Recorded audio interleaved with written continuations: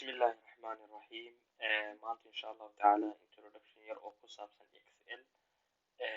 programka excel la yiraahdo maalmahan waxaa badatay in shaqooyinka la isku xujeeyo marka introduction yar oo ku saabsan excel ayaa halka ku haysanaa maanta sidaad ogtihiin programka excel maanta waxyaabo badan ayaa loo isticmaalaa sida factura in lagu sameeyo Osh revisioning oo kale in lagu sameeyo iyo wixii la mid ah marka excel waxaa loo qeybiyaa un stored infoga iyo rita formula total grand visa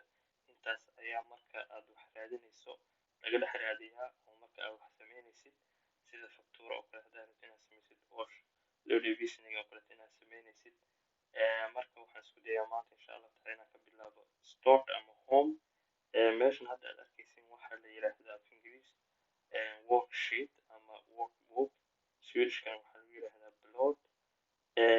marka aad wax rabto inaad koobiyo sidoo kaleeto oodaas ama aadaad ku dhufanaysaa marka geeskan oo dhan ayaa noqonaya kalarkaas sida aad u koobiyeysid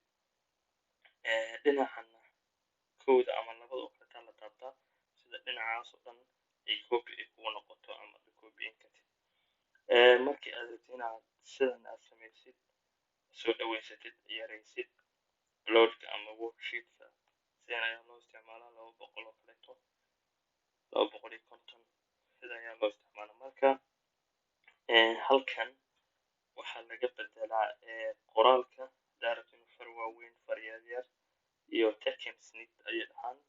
marka wixii qoraal ku saabsan ama qoraalka inaad bedeshid oo kaleeto halkan ayaa laga bedelaa qoraalka inta uu noqonayo oo kaleeto halkan ayaa laga bedelaa sida 22 24 iyo wixii la mid ah halkanna waxaa laga bedelaa qoraalka haddaad rabto inaad storeka chocolate ama inuu qoraalka madow u burnaado dhuuban inaad mataqaanaa qoraalka uu saa u dhuubnaado qoraalka in xariiqin aad u samaysid ayaa halkaana laga bedelaa halkan fillings vary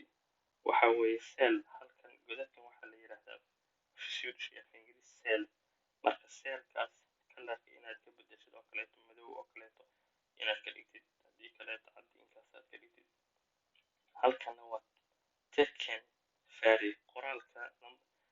kalarka uu noqonayo marka haddaad rabto inuu guduud uu ku noqdo oo kaleeto haddaad rabto orange iyo wixii la mid ah marka halkan ayaad ka bedelaysaa halkan hostering wixii hostering ku saabsan qoraalka haddaad rabto inaad mitten aad dhigtid haddii aad rabto inaad overkantiga geeska aad dhigtid qoraalka marka halkanna waa hostering oo halkanna waxaa weeye cell format waxay u qaybiyaan broad dolly natural marka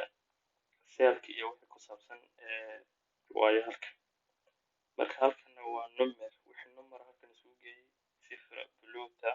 revisioning total teeth percent proof wettens complete text iyo wixii lamid halkan isugu geeyey halkan infoga octobot wixii halkan isugu geeyey halkana formula halkana cell iyo solid halkan isugu geeyey halkana waa redigering iyo wixii tirtiris ku saabsan autosum sida summa medel anton ton max min ayaa halkan isugu geeyey marka halkana waa sortering iyo filtera wixii ku saabsan sortering haddaad sameynaysid marka qayb kasta wixii ay tahay waa ay ku qoran tahay marka halkaas aad ku dhufatid hostering ayaad fiirinaysaa marka excel introductionkiisa intaas ayuu ku saabsanaa aad baa u mahadsantihiin wassalaamu calaykum